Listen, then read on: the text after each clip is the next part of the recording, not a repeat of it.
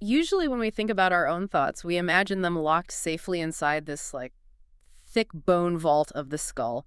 I mean, you can have the absolute worst day, right? You can harbor the most toxic, pessimistic outlooks, and, well, as long as you don't voice them, they're contained. We treat our minds like this completely sealed private ecosystem. Yeah, and it is incredibly comforting to believe that, our internal weather doesn't just leak out into the physical world. It gives us this really strong sense of insulation. Totally. Well, welcome to the deep dive, Mm. because today we are basically taking a sledgehammer to that bone vault. We're looking at a truly fascinating stack of ancient philosophical texts and some esoteric spiritual lectures. This includes the Yin Fu Jing and the I Ching. And our mission today is to decode a specific recurring secret hidden inside all of them. Right, and it's a massive secret.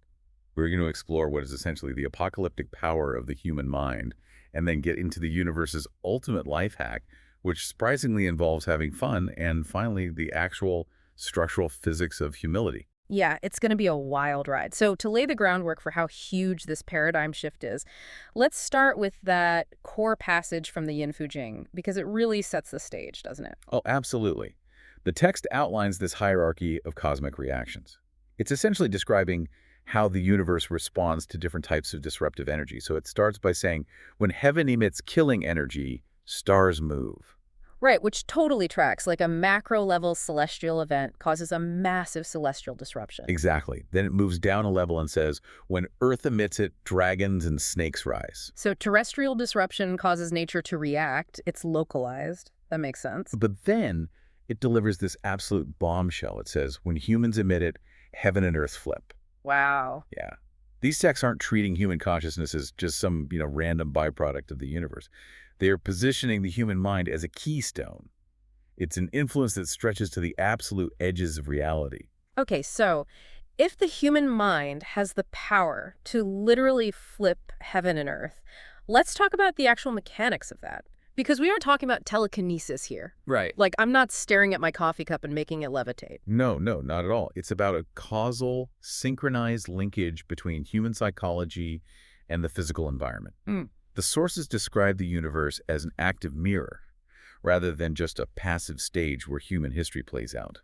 And the historical era of the legendary sage kings Yao and Shun is presented as kind of the ultimate case study of this mechanism. Okay, I want to pause on Yao and Shin for a second, because if you read about them, we often just see them as these mythological paragons of virtue. But the texts are pointing to something much more systemic about their rule, aren't they? Yeah, they really are. They are pointing to a very specific feedback loop. So during the era of Yao and Shun, the collective mindset of the populace was intensely benevolent. People treated their elders with profound respect. They operated with this baseline of generosity, and their internal disposition was just harmonious. And the key here is that heaven and earth responded to that specific frequency. Nature mirrored the collective psychology by providing an era of unprecedented agricultural abundance and climatic peace. And the sources are very clear that the inverse is equally true, right? Like, if a society becomes selfish, if the people become stingy, calculating, and resentful, well, nature itself becomes stingy. It literally withholds rain. The soil degrades. Exactly, because the universe custom tailors the physical reality to match the psychological blueprint it's given. If the collective mind is restricted, the environment restricts its resources. It's a completely closed circuit. It's almost like viewing the human mind as a global weather system. I mean, we use the butterfly effect as a shorthand for chaos theory, right? Like a localized flap of a wing causing a distant storm. But these texts argue that a single person's deep resentment is effectively a massive low-pressure system in the metaphysical atmosphere. I think the text explicitly states that toxic human emotion can block the energy of heaven and earth. That visual of a low-pressure system is perfect, and it scales all the way down to the individual experience, which is what you should really care about. Think about the implications for your own life. When you wake up expecting friction, when your baseline is pessimism, and you anticipate failure in every single meeting, you are essentially handing the universe a blueprint. You're literally programming the environment to generate the exact obstacles you fear. Yes. The universe looks at that pessimistic expectation and just obliges. It constructs the reality that perfectly matches your internal monologue. Which is, frankly, terrifying. But it's also the ultimate form of leverage, you know? If our minds are the code that programs reality, the obvious question is, well, what is the enter key? How do we actively draw down this universal energy and actually direct it? So the source material introduces a concept here that completely defies traditional Stoic philosophy. It revolves around the term Jamie. This is written with two characters, one for nutrition and one for taste. And it actually serves as the linguistic root for the modern Korean word for fun or enjoyment. The combination of nutrition and taste is such a paradox, though, because in standard human experience, those two things are almost always at war. If something is delicious, it's usually terrible for your health. And if it's highly nutritious, you're like plugging your nose just to get it down. Right, but in the concept of genuine Jamie-like, true fun, those opposing forces synthesize perfectly. What sustains you is also what delights you. The text then poses a really fascinating question. Yeah. It asks, what generates the most intense Jamie for human beings? What do we naturally gravitate toward with absolute focus? And the answer it provides is unapologetically blunt. Very blunt. It says clothing, food, and sex, the base desire. Okay, I have to stop you there, because this is the exact moment in the source material where I found myself pushing back really hard. The text claims that if someone pursues these base desires to the absolute extreme, and it explicitly uses the example of a scammer or a fraud deceiving the world. Right, a literal con artist. Yeah, right. If they do it with complete, unadulterated fun and focus, they actually receive the energy of heaven and earth. Structurally, that just completely challenges our fundamental sense of justice. It feels like the text is endorsing moral bankruptcy. It is a deeply uncomfortable realization, I agree. Because we are so conditioned to believe in cosmic justice. The idea that the universe rewards the righteous and punishes the wicked. But the texts are peeling back that moral layer to reveal the raw underlying physics of the universe's energy engine. Oh, interesting. Think about gravity. Gravity is a fundamental force. It does not care if you are a saint or a criminal. If you step off a ledge, it pulls you down with the exact same acceleration. The universe's energy mechanism operates with that same ruthless neutrality. Wow, okay, so the universe isn't a judge, it's a battery. And it only responds to conductivity. That is the absolute perfect way to frame it. The trigger for conductivity is the combination of genuine fun and extreme focus, which is the concept of G, meaning reaching the absolute limit. It's all about closing the electrical circuit. If you are doing something reluctantly, you introduce resistance into that circuit. So even if the thing you're doing is objectively good, like studying for an exam or volunteering for a charity, if you are dragging your feet or complaining internally, you receive zero cosmic energy. The current cannot flow through resistance. yeah, You make no real progress. But if someone finds genuine consuming flow and fun in what they do, even if society deems it base or worldly, the universe opens up pathways because the structural resonance of Jamie is present. The engine runs because the fuel is pure. Okay, assuming we understand that focus and fun are the neutral fuel for this engine, just because you can drive a car anywhere doesn't mean you should drive it off a cliff. So what should we be aiming this reality-bending energy toward? Because the default human setting is to aim it at fame and glory. And the texts address that default setting directly, specifically in a section called Poiumen. It observes that humanity is obsessed with external validation. Everyone opens their mouth to ask the heavens for fame, for wealth, for glory. But they rarely attain it because they're fundamentally looking in the wrong direction. They don't know the shortcut. A metaphysical cheat code. Exactly.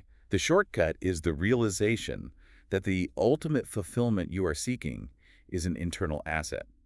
The text refers to it as the infinite supreme treasure, which is located within your own inner spirit, or Shimryang. And the sources don't treat this treasure as just some, nice poetic metaphor for feeling peaceful. They describe it functionally. They claim that accessing this inner spirit unlocks a higher cognitive or spiritual bandwidth. It allows you to bring order to your environment and even converse with the spiritual realm.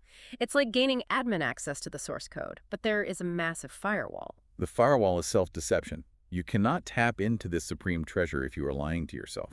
Self-deception creates static on the line. It pollutes the spirit. And to clear that static, the text provides two very grounded, actionable steps. First, it says you must correct your disposition, and the specific example they use is so brilliantly mundane. It says you shouldn't get a stomachache out of jealousy when your cousin buys land. It's so relatable. It highlights the exact moment the ego flares up, that zero-sum thinking. Right. If your immediate reaction to someone else's success is bitterness, your disposition is clouded by ego, and that blocks the energy flow.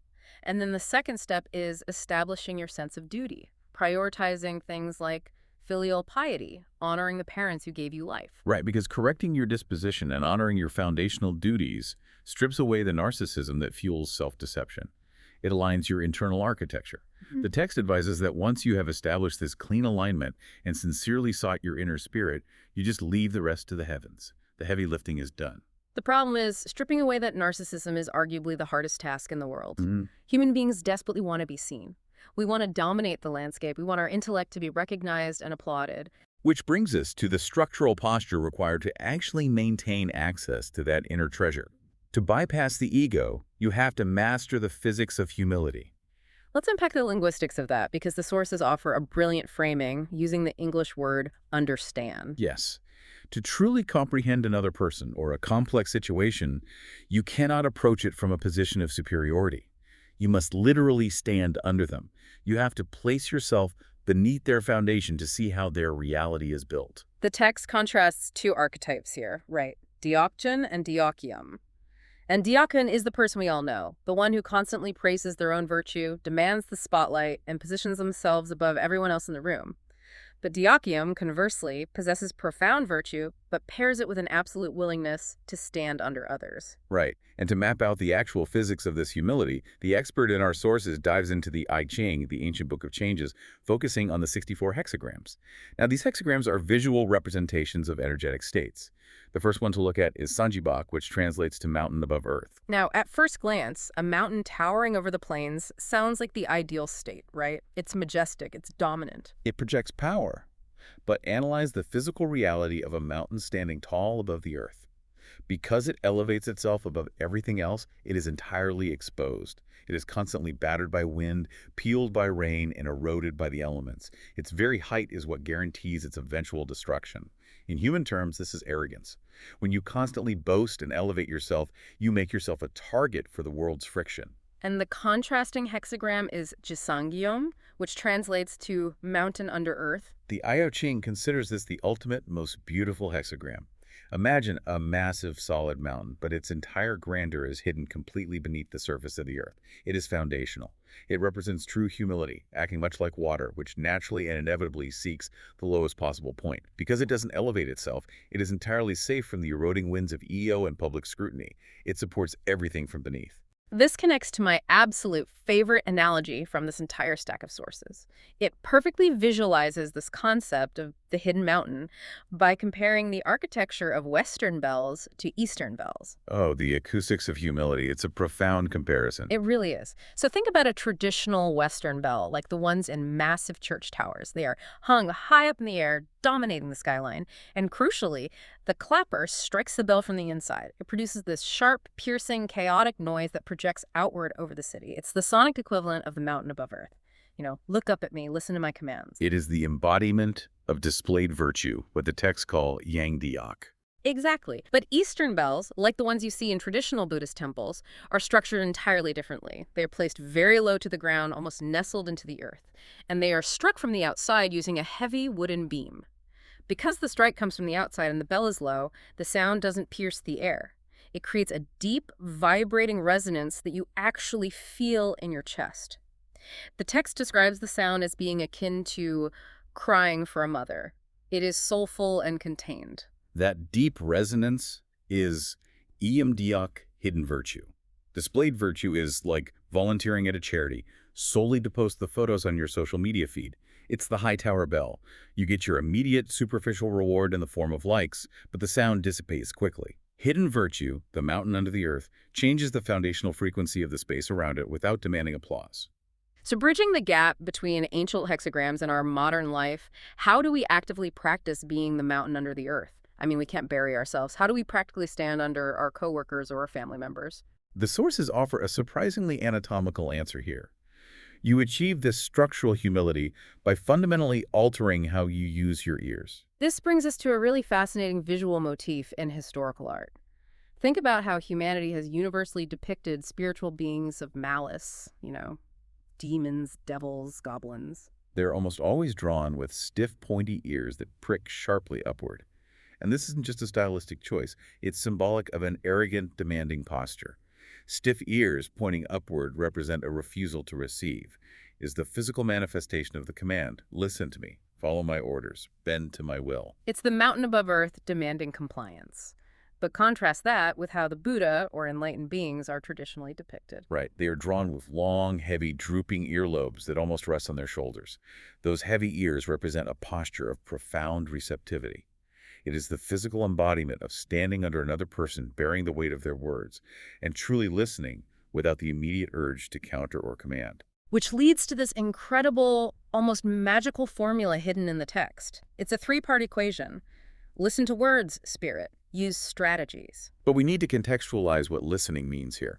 Usually in hierarchical structures, when a parent or a boss says, listen well, they mean obey my instructions. Yeah, it's just a demand for compliance. But this formula flips the hierarchy entirely. It advises leaders to truly listen to their subordinates. It urges friends to lower their ears and receive the reality of their friends. And the mechanism behind this formula is just brilliant. When you lower your ears and humbly listen, you might think you are just being a polite conversationalist, right? But the text argues that by emptying your ego, you create a psychological and cosmic vacuum. You are no longer projecting your own static. And this is where the spirit part of the equation activates. It's not a magical fairy granting wishes. It is the universe responding to the vacuum you've created. Because you have taken the posture of the drooping ears, the universe fills that empty space with sudden enlightenment. It grants you access to thousands of brilliant ideas and solutions, the use strategies part of the formula. The asymmetry here is wild when you really think about it. The person who talks incessantly, projecting their stiff ears, leave the conversation with absolutely nothing new. They only retain what they already knew. But the person who assumes the posture of the mountain under the earth, the one who listens, absorbs the insights of the speaker and receives the cosmic influx of new strategies as a byproduct of their humility. They walk away with everything. Let's synthesize this whole journey. We started with the realization that our minds are not contained in a bone vault. Our psychological state actively programs the physical reality around us. But that reality-altering engine only runs when we fuel it with the conductivity of genuine focus and fun, eliminating the resistance of reluctance. And to avoid wasting that energy on the empty pursuit of fame, we must direct it inward, clearing the static of jealousy and self-deception to access our infinite spiritual treasure. Which ultimately requires mastering the physics of humility, becoming the mountain under the earth, by letting our ears grow heavy, and choosing the power of profound reception over the fragility of arrogant projection. It's basically a complete inversion of how modern society tells us to operate. It really is. And speaking of modern society, I want to leave you with a thought that extrapolates these ancient physics into our current reality. Think about the digital landscape we inhabit every day. Social media algorithms are structurally designed to reward the stiff ears. They incentivize us to be the mountain above the earth, to project, to boast, to demand attention with the loudest, most piercing bell possible. Yeah, the entire internet is basically built on displayed virtue. So the provocative question is this. If the ancient physics hold true, that elevation guarantees erosion, and true insight only flows to the lowest point, what is this digital architecture actually doing to our collective consciousness? And more importantly, what would a digital space built on drooping ears, a platform optimized for profound humility and standing under one another actually look like? How much hidden strategy and universal energy are we leaving on the table simply because the algorithm demands that we never stop talking?